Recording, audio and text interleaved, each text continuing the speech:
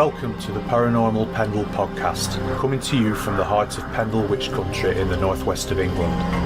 My name is Craig Bryant, author, investigator and collector of stories. Join me as we take a journey into the paranormal, UFO sightings, cryptozoology and big cats. This is the Paranormal Pendle podcast.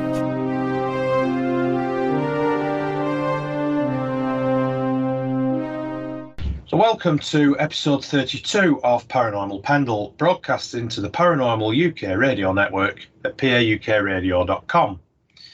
So my guests on this episode, and before we go any further, I'm going to have to apologise for having a horrible cold on this episode. But my guests, hopefully, will make me feel a little bit better. It's Greg Tomlinson and Ash Ellis, hosts of the Pursuit of the Paranormal podcast. And also the UFO Identified group as well. So, hi guys, thanks for coming on again. Thanks for having us. Evening. Yeah. Thanks for having us on again, Craig. Yeah, no worries. It's great to chat to you. So obviously we've sort of got quite a bit to talk about since we last saw you. Really, I suppose the first thing I want to talk to you about is your podcast, and how on earth are you so prolific? Because you've got well over 100 episodes. I can't even count them, but well over 100. And you seem to churn them out like nobody's business. So, yeah, that's my first question. How are you so prolific? Who wants to We're crazy. Go on, Greg. We are crazy. So we've just, overnight was our 113th main episode. And we're at about 190 episodes in total. Closing in on 200 soon. Yeah. And we do like the main episode every Tuesday. We do an episode on a Saturday usually, where we're talking about a pub around the UK. We've done different states in America and haunted states. And then we do little bonus episodes. We do a round table with some UFO guys on Twitter. We also just started a paranormal round table, of which we will be getting you on, Craig. Okay. And where we discuss like a particular topic or topics rather than just a general chat about things. And we've just started another one once a month where we talk about monsters of the computer game Fallout 76, because they are based on real life, like urban legends. Okay. So we just I don't know, we just spend a lot of time chatting to each other and just recording stuff. It's mental, I'll be honest. So who does all the spade work then when it comes to getting the guests? Because obviously you've got quite a wide range of guests. I suppose the question is, how do you find your guests, and who does all the spade work to get them on the show? It's both of us really, because I'm the more UFO guy and Greg's more paranormal. So we'll just message each other and be like, "Are you free Tuesday? I've got this guest coming on," or whatever. And generally we both sort of know when we're both free. Yeah. So I'll just be reaching out to people in the UFO field. Greg's doing the same for paranormal, and we just sort of say, "Oh, got an interview this Sunday lined up," and that's how we've done it for 2 years, and we just seem to always fit around each other's schedule pretty well as well. It just seems to work. So it's some sort of really weird sort of. It's almost like a marriage, isn't it? Really. I see Greg more than I see my partner. Yeah, well, likewise. That's I know the feeling.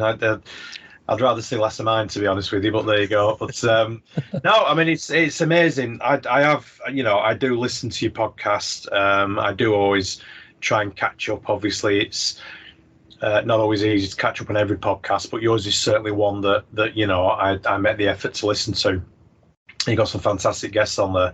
I'm really interested actually in just what you mentioned about this computer game being based on urban legends. Can you sort of expand a bit on that? Because I've never heard of that before. Yeah, I'll take that. So Fallout 76, a very popular Fallout video game series from Bethesda. And Fallout 76 in particular is based around the Appalachian Mountains. So it's set around that area in West Virginia and Virginia. And it's just all the folklore around, like the Mothman, Grafton Monster, Flatwoods Monster. So all these sort of famous stories from like paranormal world are all in the game. So the towns where they are in the game, the monsters themselves are in the game as like an enemy or like a character in the game. So the series is based around basically looking how each of these sort of monster stories are represented in the game, and then looking at the actual true story behind how they became popular. There's about 6 like real life monsters in the game. So that's how our series is going to be like. Look, each episode looks at each specific one. Like our first one was looking at the Mothman, obviously very famous. Yeah. Then next month's episode is going to be looking at the Flatwoods Monster, and so on, looking at the real story and how they present it in the games. It's just been pretty cool because it's one of my favorite video games, and it's got all this paranormal folklore in it as well. So it's just been, I thought it'd be a cool subject to sort of cover on the podcast, to covering both sort of interests, really. Yeah, I mean, why is it then, do you think that area in particular has got so many different, I mean, you'd call them cryptids, wouldn't you? I mean, why have they got that many, that many different types of cryptids, do you think?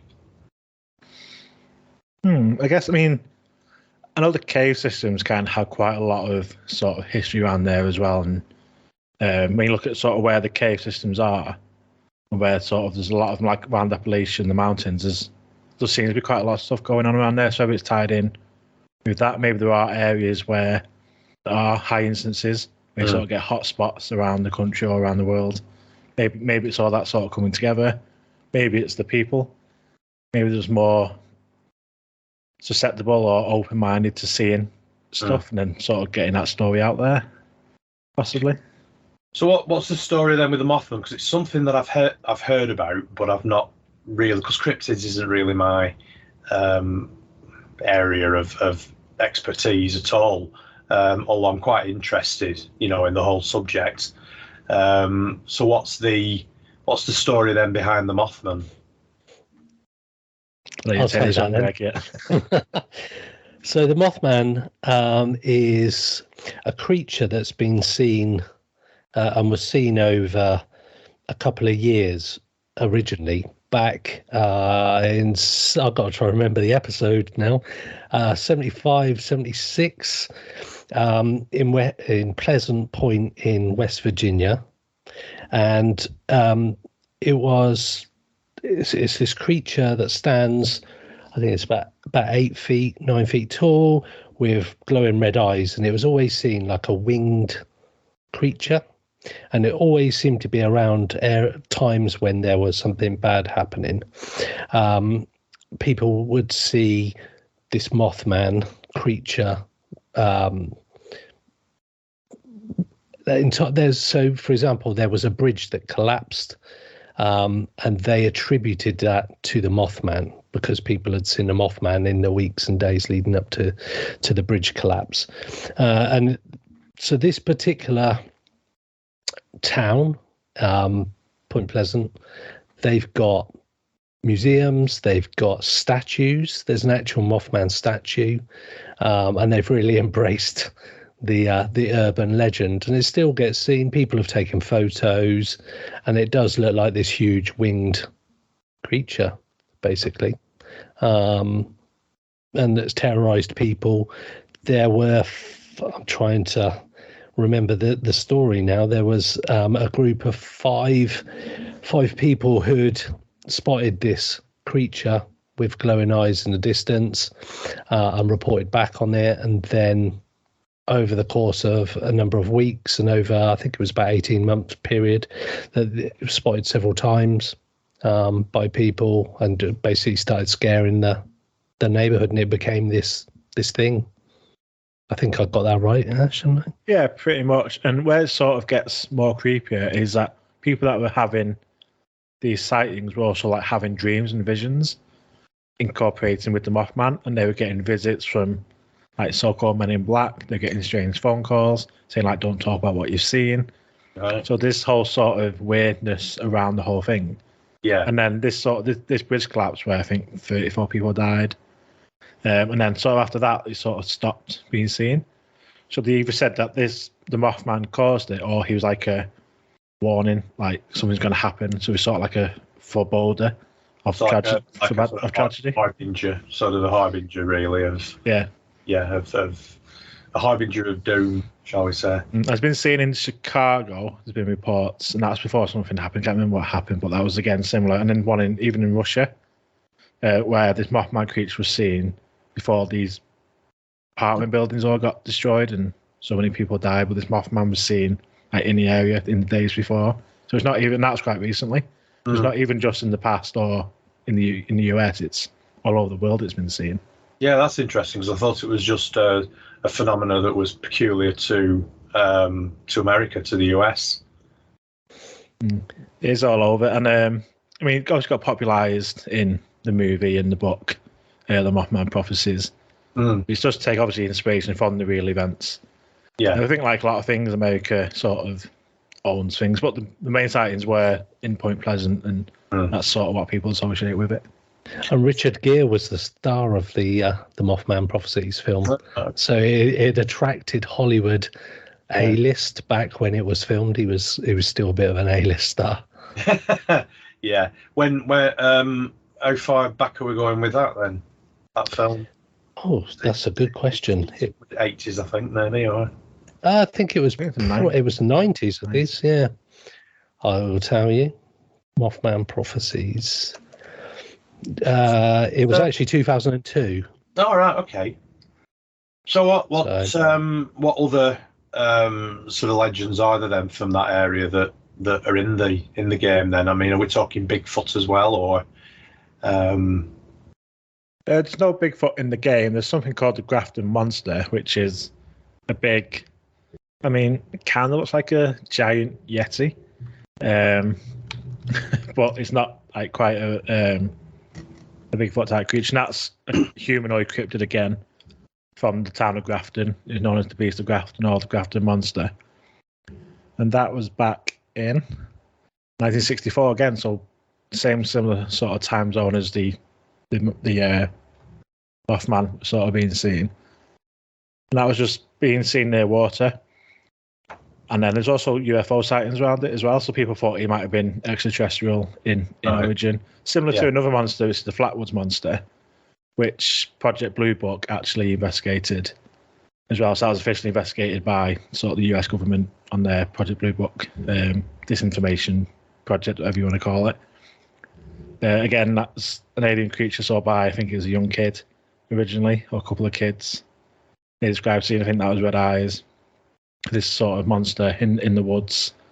Again, people thought that was extraterrestrial, possibly some sort of alien in Flatwoods. And again, that's very similar in location and around the same time where these things were all being seen. Yeah. So whether they were all connected, whether people are seeing something weird around that time, it's hard to tell. But it's just cool that this game sort of incorporates all these into it. So just for someone like me, I was just like, this is absolutely awesome. Yeah, no, it's interesting. I'll look forward to them. There should be really interesting discussion. So, who are you going to be talking to about it? Are you going to be talking to local people about this, or? It's just us giving the information out, like we do with our pub crawl. We do it the same with our American Paranormal United States. We would just give the information out. Right. Okay. Yeah. Based on the history of that particular cryptid or that particular area, or so it's just like a sort of chat between you guys about stuff that you've researched. Okay. That's great. What's happening in the world of the paranormal then, Greg? Because that's obviously your area, isn't it? So any sort of investigations recently, or? I did do an investigation on New Year's Eve. Okay. With one of the regulars on our podcast, Mike Earl, at a house that belonged to his girlfriend's family. Somebody had died in the property, all sort of weird strangeness and things have been seen in the property. So we had the opportunity to investigate on New Year's Eve, which was the last one we did. So that was really cool. A few weird things happened. Such as? Can't get away with that. Okay. So there's a particular area of the house where there was more, where an entity had been seen peering around a corner, whereby like cold spots, just unusual activity had occurred.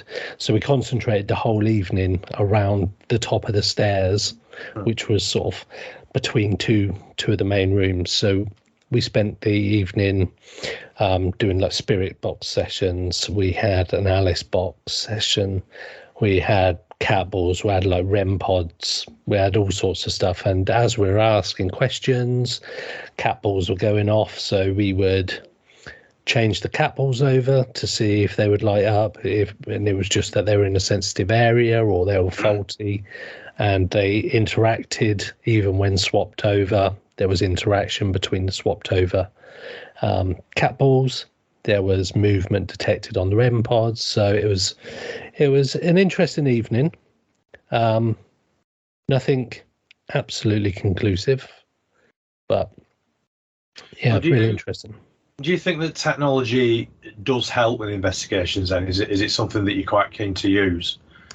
Yes and no.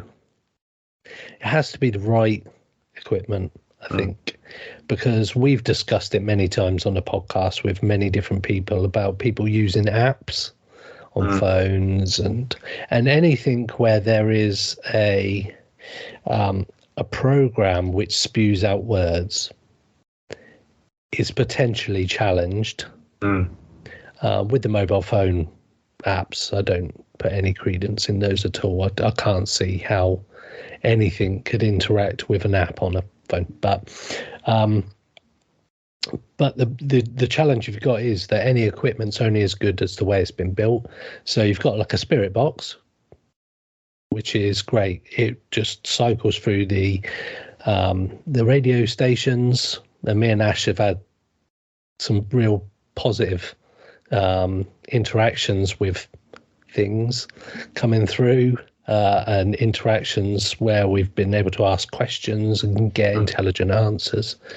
But then you've got some apps or some devices whereby they are based on a program, and I think that can be the challenge, because if you were to put all the words of loads of horror books into the vocabulary of a particular device, the chances are that you're going to get a word spewed out that relates more to a paranormal setting or a horror setting than you would do just a random word.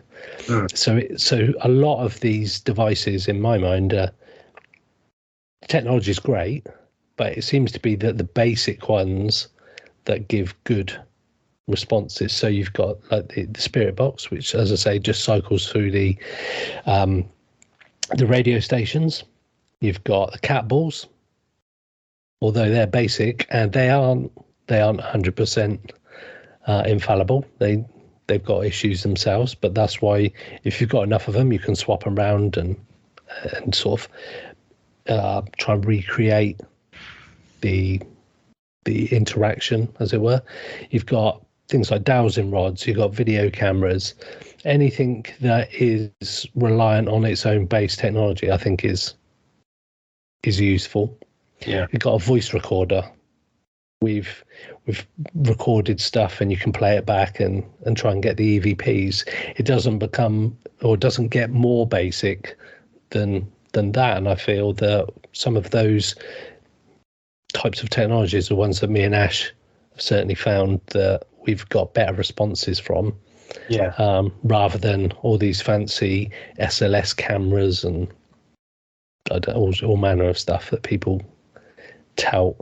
So I think where technology is important is when obviously anything happens, you want to capture it from as many angles as possible. So like we had an experience in my basement, and we were investigating in my own basement in the building where I live, and we had something hit the wall just outside the room we were in, and we caught that on camera. So you could hear it, we couldn't see it because it was just outside the room.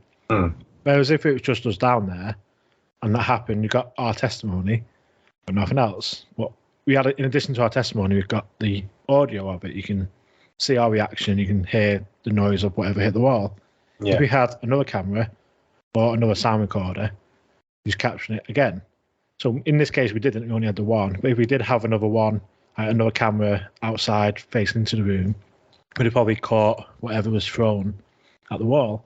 So I think having multiple sources to back up your investigation, that's where technology for me is the most important, because you can have like something come through on a spirit box, then you have something happening at the same time on an EVP, or like a REM pod going off at the same time, or a cat ball.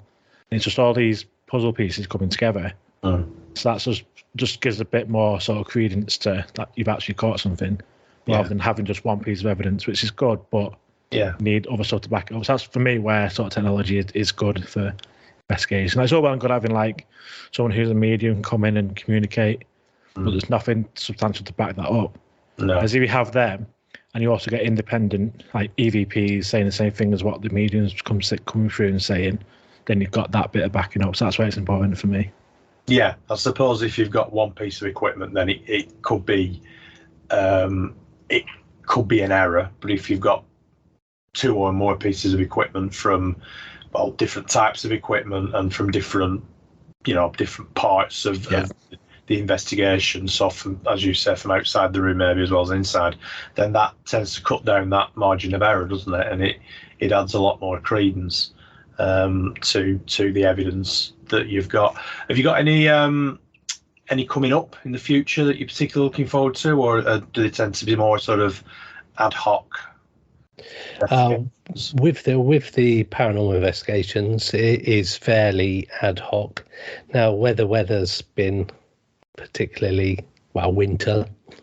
When the weather starts getting a bit better, that's a good opportunity. I've got a local place near me, which is good for outdoor investigations, but at the moment I've done investigations in people's houses, private houses. That's good.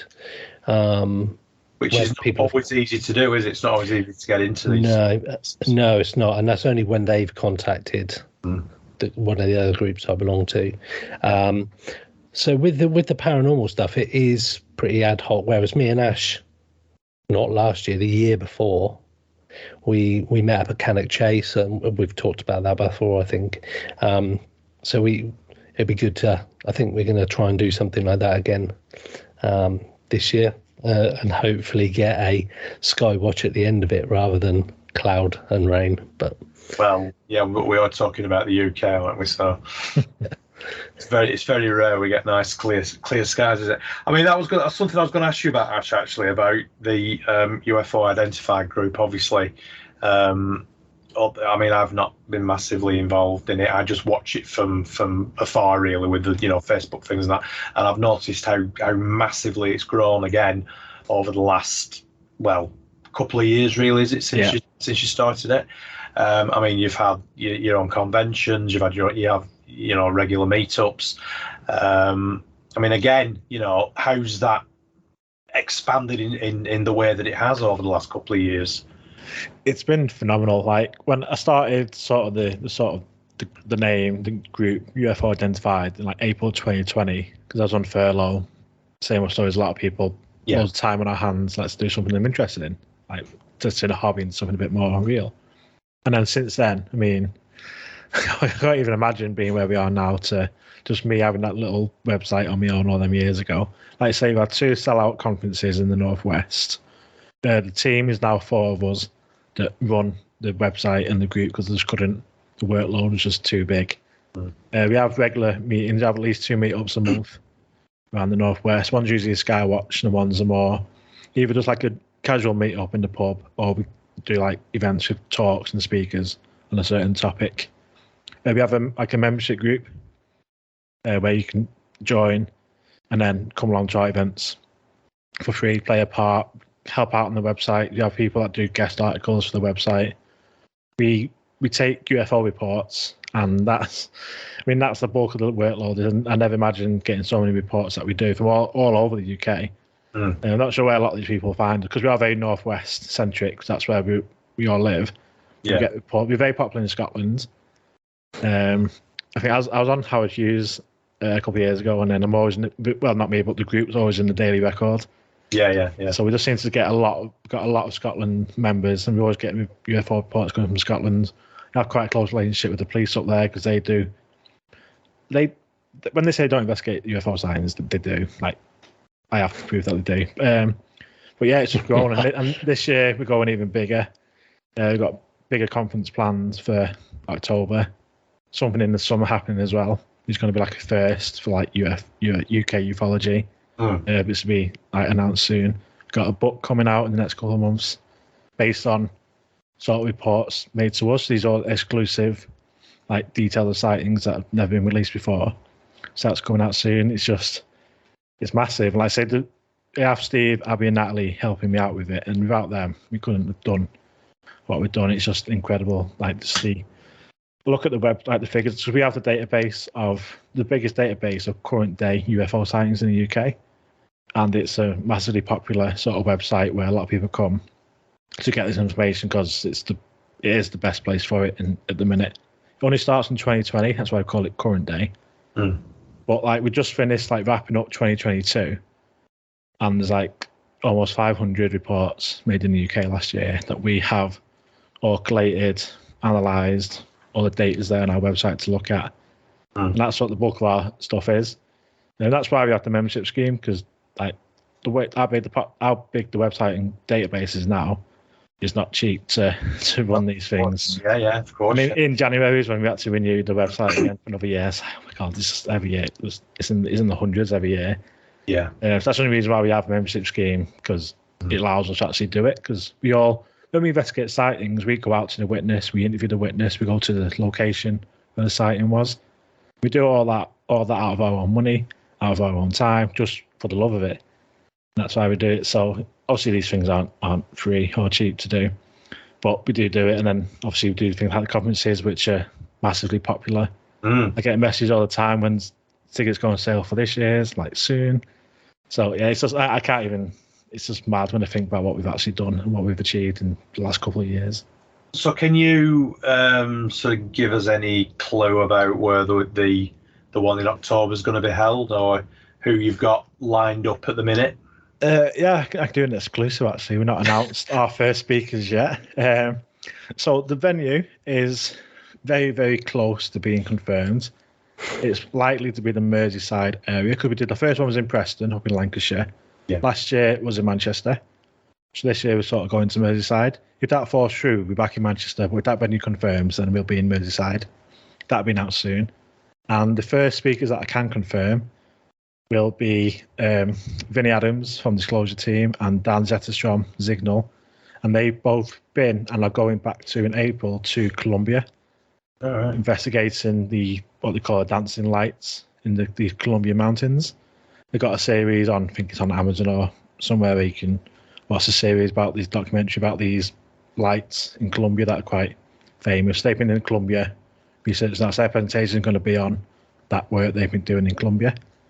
And then we've got many more to be announced very soon, but I'm not told that anywhere public yet. So our first speaker is exclusive for the Paranormal Pendle podcast. That's fantastic. Yeah, it's not very often I get an exclusive. No, I mean it is. It's grown massively, hasn't it? It really has, and it's interesting you mentioned. I mean, you sort of mentioned, the number of 500 for reports. I mean, I'm sure there are a lot more sightings as well, and hopefully, I mean, I know it's going to be a lot more work for you, but hopefully this year there'll be even more. I mean, there was a report released. I had just a very quick look on Google before I came on, actually, and there was something about some figures that have been released in America in the last week about sightings that have been reported to the US government. And again, they were talking in the number of 500 minimum, and then hundreds more that they still hadn't had chance to sort of even look at or catalogue. So, I mean, why do you think there are? I mean, obviously, it's a testament to you, and it's a testament to your website, and it's a testament to the fact that people obviously, trust you in order to be able to come to you and say, look, I've had this sighting. But I think if we're talking worldwide, certainly over the last few years, there've been a lot more sightings, haven't there? And I'm just wondering if you've got any sort of, any thoughts about why that may be. So yeah, so the first sort of thought on the number for last year is almost 500. If we take off the sort of premise that only 10% of sightings actually get reported, because this is based off. So we get our database, our information from like MUFON, National UFO Reporting Centre, all these sort of other databases. We collect that all into one, plus our own reportings. We get around 100 a year to just a UFO identified. So if you extrapolate that as if that's only 10% of what's actually being seen, that number's more in the 5,000. You're seeing that just in the UK, and that's like a huge number when you think about it. Yeah, it is. So, like say in America, you've got the sort of congressional hearings going on. You've got this new law being signed in the new office called Arrow, which is what you're talking about. That report came from them, talking about these sightings that are made in restricted airspace. So this is just reports just made by pilots and like radar operators. That number of 500, that's since, I think it's March 2021. I think that's from. So it's only less than 2 years, like 500 reports, the basing. That's a hell of a lot, and that's only from military officials. And I think with all this sort of legislation coming through, and they're trying to destigmatize the whole subject so that these military people can feel like they can come forward and tell a story without any repercussion. If that's coming over sort of over here, maybe that's why we're seeing more sightings, because it is getting destigmatized. They're seeing it more in the press, but less of a joke. It's more. Yeah. NASA's investigating it now. US government investigating it now. You've got Harvard professors, scientists, all big names, putting their name forward saying there's something to this. We're going to spend millions of pounds every year investigating this. So I think that has probably helped. And I think that is coming over here now a little bit. I mean, when you think of the US government spending millions, and have done in the past, like we know all these projects that they've done for the past 70 years, they're still pumping money into it. There must be something to it. You wouldn't keep funding tens of millions of pounds every year. And then with NASA, which is about space exploration, they're now involved doing their own UFO study. I mean, would all these people get involved if it's just nothing to worry about? So whether that is why sightings are increasing. Yeah. There was a bit of a drop in 2020 initially, but then 2021, 2022 have, in the UK at least, sightings have shut up, and we have that data to back that up. Yeah. On our websites, we have that information that we collect. So, I mean, that could be why. Yeah. I think I was going to say, I think also you've got podcasts like this, podcasts like ours, all the different social media platforms, which is good and bad for different types. But you got people like Joe Rogan, for example, the #1 podcast in the world, and he's getting people on there talking about UFOs. He's got like Bob Lazar on. He's had Ryan Graves. He's had all manner of people on there talking, legitimately talking about UFO experiences. So you kind of think that the mass population are listening to that and going, oh, actually, and they're speaking to their friends and going, talking about it. Whereas when I was a bit younger and there was no podcasts out, I mentioned the word UFOs and all my mates thought I was bananas. They did. Whereas now you can have a conversation with somebody at work about UFOs and it's not quite as weird as it used to be. No, I think you're right. I think the stigma has been removed, certainly over the last 10 years, shall we say. And you know, I wonder, Greg, what do you think from a paranormal angle? Do you think that it's the same with the paranormal? Do you think that stigma has been taken away from that in a similar fashion? Yeah, but I think as much as it pains me to say it, that I think it all started to get destigmatized, for want of a better phrase, with Most Haunted 20 years ago when they started releasing it. And it really annoys me to say that. But you've got... It's an interesting conversation about Most Haunted, I think, isn't it? Oh, Christ, don't even get me started there. But you've got programs like that started to bring it into the mainstream. There were programs back in the day, and I tagged Ash in Arthur C. Clarke post that somebody put up the other day in one of the paranormal groups, and people used to be like, I used to be scared to death watching that program, which I did. It was freaky as hell. Because there was no way of like getting any information apart from going to your local library or seeing anything in the paper. Yeah. So I think Most Haunted pushed the mass sort of destigmatization of the paranormal, and then you've got all the different paranormal groups in America, all the TV programs who have sort of sensationalized it a bit. Yeah. And then you've got people like Danny Moss now, who's a friend of our show, who's now got My Haunted Hotel up in Cheshire, that they record and video 24/7. People can pay to do their own investigations there. Everything's recorded. All the rooms are kitted out with cameras, night vision. They've recorded some exceptional stuff. And his group, Haunted Hunts, when they were doing their show, they've captured some great footage. So there's people like him who is he's very clear on his perception of the paranormal community. And he's spoken at length with us about it is a toxic place. The paranormal community is weird. Yeah, absolutely. You've got all these people putting up absolute rubbish posts on Facebook saying, what can you see in the background? And it's just like, what can you see in the background? Rather than asking people. So you ask 100 people what they can see, and they can probably all see something different. 99 people see something different, won't they? Yeah, so I think the paranormal community's got a long way to go before it's as open and as such like the UFO side. And we talked about this on the podcast, that there isn't a public sort of paranormal investigation department at the Pentagon like there is with the UFOs. Men in Black maybe, but of course, Yeah, Men in Black, some of the... Do you not think that the paranormal is just the whole subject is open to abuse a lot more than UFO investigation? Simply because you don't... There's a phrase, isn't there, paranormal for profit? So you've got a lot of these groups that are set up purely just to take pounds or dollars out of people's pockets, and stick them in an old house that's supposedly haunted, and people pay 50, 60 quid or whatever, 100 quid sometimes, even more than that, expecting to see a ghost or to hear a bang, or expecting to hear something. And a lot of the time it's a self-fulfilling prophecy, isn't it?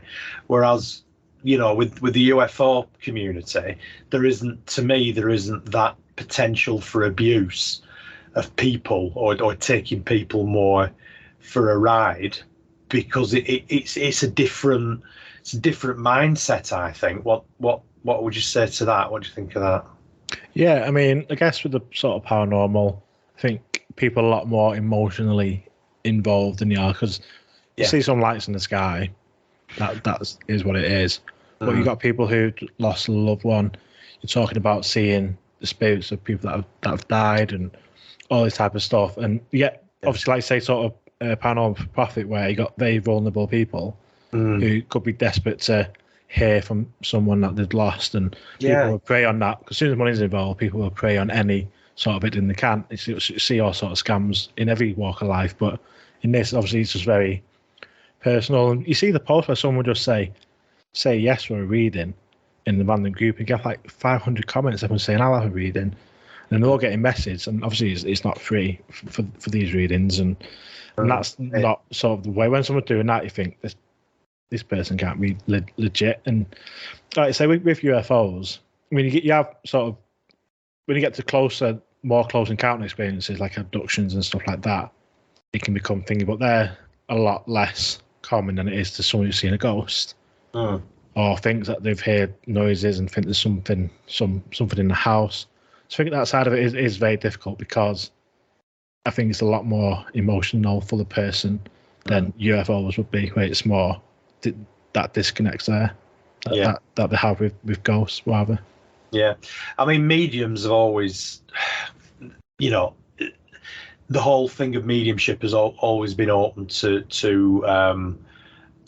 abuse in that way, hasn't it? You know, going back even, you know, back into the 19th century during the Victorian era, you know, there were a lot of very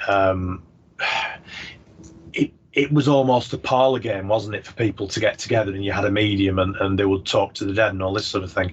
And you know, I think we'd probably agree that 99.9 times out of 100, you know, it's not real. You aren't conversing with somebody who's passed on to wherever people pass on to. But do you not also think that some of these claims of abductions can sometimes be a little bit spurious as well? And obviously, I'm not going to mention any. I mean, I've got my own thoughts about ones that I've read about, and some to me are a lot more credible than others. But do you not think that some of those, again, is individuals who are using this to you know, to generate money, income, sell books, you know, go on TV shows and keep regurgitating the same story when sometimes they sound less credible, shall we say, than others? That definitely. I mean, like I say, whenever there's money involved, you sort of got to look, where is this money trail going, and you sort of find the source of that money, and then is that why this story is there, or did the money follow the story, or did the story follow the money? Yeah, and then where this originally happens. We've spoken to people that have, some remain anonymous, where they've telling us similar like stories, but they don't want the publicity. You don't want people to know the name. You don't want to go like public with it. You don't want to put it in a box. You just want to tell someone about it. Yeah. And they've got nothing to gain from doing that. No. Whereas you get people who will be all over social media. So which, I mean, it's one of them where it's obviously it's an experience of them. So you can't really tell for sure whether or not that actually happened. It could be, I mean, the mind is an incredible thing that we don't understand fully. They could have experienced that in the mind and 100% believe that actually happened in the person. And then you have like mass sort of shared experiences, shared hallucinations can happen. So again, because someone experienced that with you, and you both saw the same thing or experienced the same thing, even though it didn't actually happen, it still happened to you. So you might think that happened. And I mean, I don't begrudge people making money. Some people gone through some terrible, terrible things happening to them that has affected their life mentally, and they're not able to work and all sorts of things. So yeah, if they got a story to tell, it's made into a film, they can support themselves a little bit off it. Fair enough. But then obviously you do get the grifters, the people that, and then the more you talk to them, the more fantastical the story becomes. The more it goes on, and they remember certain things they didn't remember last time, and things like this. You start to think, yeah, maybe this guy's you can tell the ones that are genuine, can't you, I suppose, and you can tell the ones that are just making it up on the hoof, really, more than anything. I mean, you're talking about grifters. There are certain, to my mind anyway, and again, this might be a bit of a controversial statement, but, to my mind, there are certain experts, in inverted commas, within both fields, both paranormal and UFOs, that are just in it to make a fast buck. And you seem to get the same ones popping up time and time again. Yeah. You seem to get the same names popping up time and time again. And it's quite interesting sometimes when you go on certain Facebook pages, because it seems to be quite toxic between certain people. There's quite a bit of friction between certain experts, and sometimes it can become quite I think bitchy is probably about the best way to describe it. So yeah, I mean, I try and not get involved in that sort of thing, and I'm sure you guys feel exactly the same way. It's all about genuine sort of research, isn't it? Without getting involved in all the silliness. But no, you're right. I mean, Greg, you're right in what you say, going back to Most Haunted. That's where it all started. And I think a lot of people, certainly on the paranormal side of things, saw pound signs or dollar signs when they saw that, and it's just spawned so many copycats, and that you watch some of them and they are just, they're almost comedies, aren't they? Really. It's a shame because people who are in the community and go to paranormal investigations, for example, and you might go to one place and nothing happened whatsoever. But because the TV show has got to have ratings,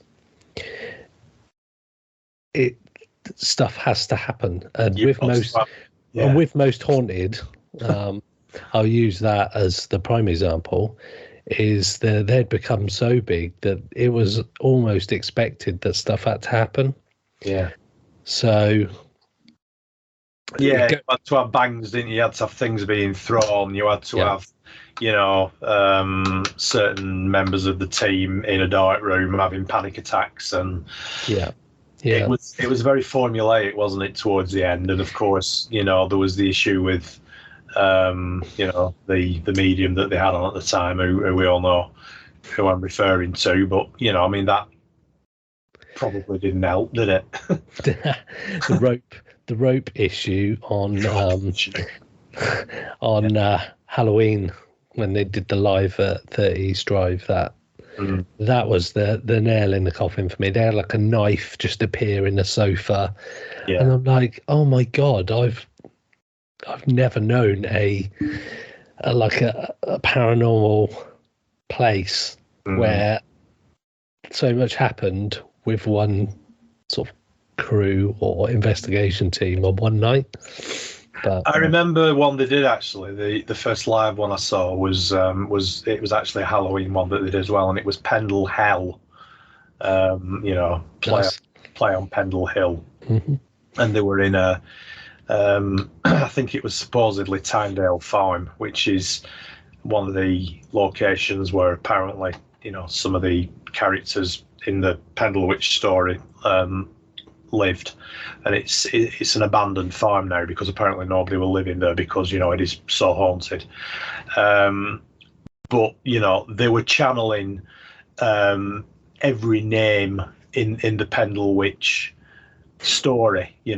They were channeling Demdike, they were channeling Chattox, they were channeling Alison Device, they were channeling Jeanette Device, and that's not how paranormal investigations work. You'll know that as well as anybody. You can probably spend an entire month in a so-called haunted location and nothing at all will happen, and yet these TV programs are going in, for one night, and all hell's breaking loose. Yeah. I mean, it'd be like you, Ash, doing one of your sky watches and seeing things flying across the sky that you couldn't explain once every 30 seconds. It's just not going to happen, is it? It's not. Yeah.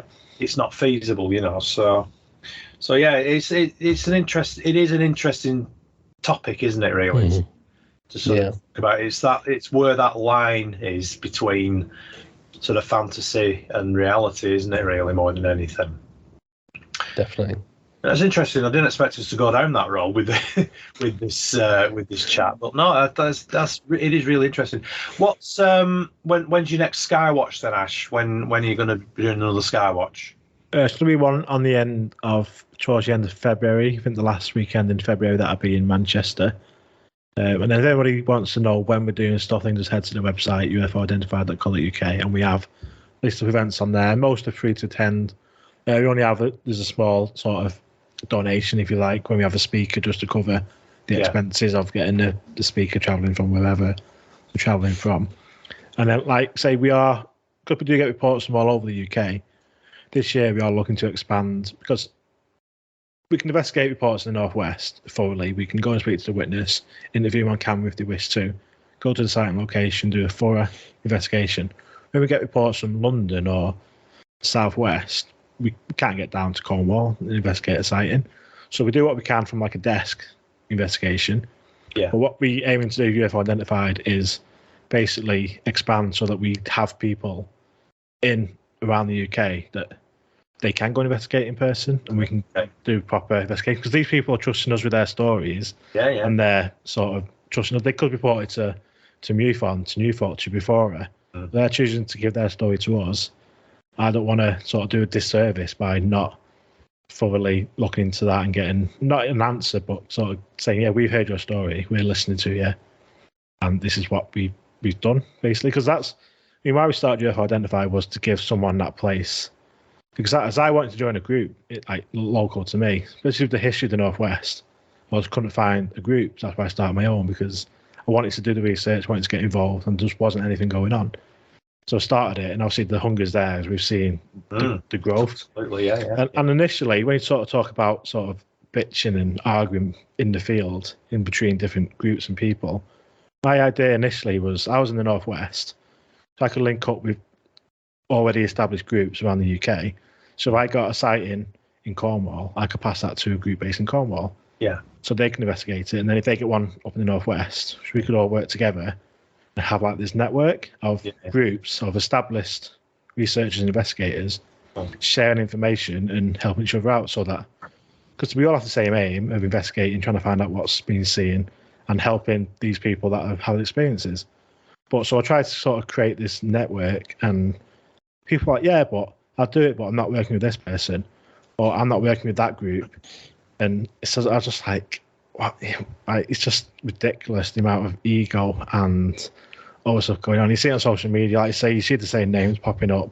Yeah. And you just, like, they're selling the book, or they're trying to get clickbait for whatever YouTube video they've done, and they're not actually doing any real work. It's just, it is grifting. It's grifting, isn't it? Yeah, it's grifting. So basically, you're looking for roving reporters, aren't you, for the group?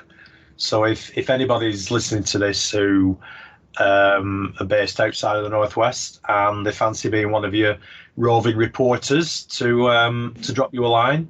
Yeah, that's it. Head to the website. We'll be opening up like a sort of an application on there soon, and then we'll obviously get in touch and give more information on how we plan to sort of roll that out across the UK. Good stuff. Why do you think there's a lot of sightings up in Scotland?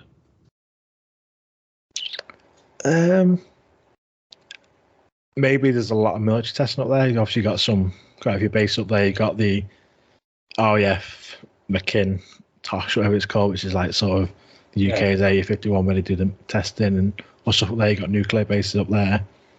You got a lot of places where there's not populated cities, so it's a perfect place for military to do the testing of new planes. I think that does explain quite a lot of stuff, especially up when you get sort of like more towards the Highlands. You see a lot of stuff up around the sort of North Sea area. Up there, I mean, we have reports of things coming out of the sea, going into the sea, which is always unusual. Because then you think, what was that if that's coming out of the water?